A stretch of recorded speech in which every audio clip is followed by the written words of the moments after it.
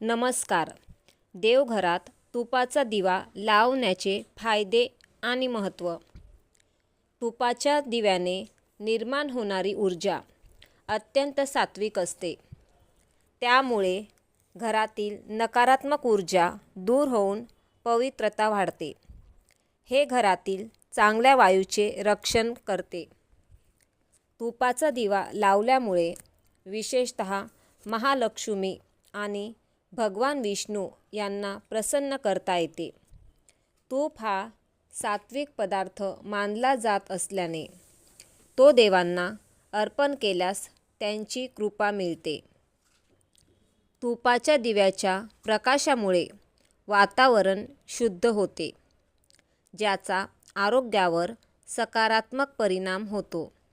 याशिवाय हे समृद्धीचे प्रतीक मानले जाते आणि आर्थिक अडचणी दूर करण्यासाठी उपयुक्त आहे. तुपाचा दिवा लावल्यानंतर त्याचा मंद प्रकाश आणि त्यातून निर्माण होणारी उष्णता मनाला शांती देते. ध्यानधारणेसाठी आणि प्रार्थनेसाठी हे उपयुक्त ठरते. तुपाचा दिवा लावल्याने घरातील वाईट शक्ती आणि नकारात्मक विचार दूर होतात. विशेषतः सकाळी आणि संध्याकाळी तुपाचा दिवा लावल्यास घरात सकारात्मक कंपन निर्माण होतात. तुपाचा दिवा पूर्व किंवा उत्तर दिशेला लावणे अधिक शुभ मानले जाते.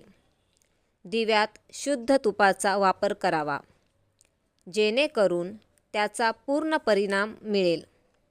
सकाळी आणि संध्याकाळी दिवा लावल्यास त्याचे अधिक फायदे होतात. तुपाचा दिवा म्हणजेच तुमच्या भक्तीचा प्रकाश, जो तुमच्या जीवनातील अंधार दूर करून मार्गदर्शन करतो. व्हिडिओ आवडला असल्यास लाईक, शेअर व सबस्क्राईब करा.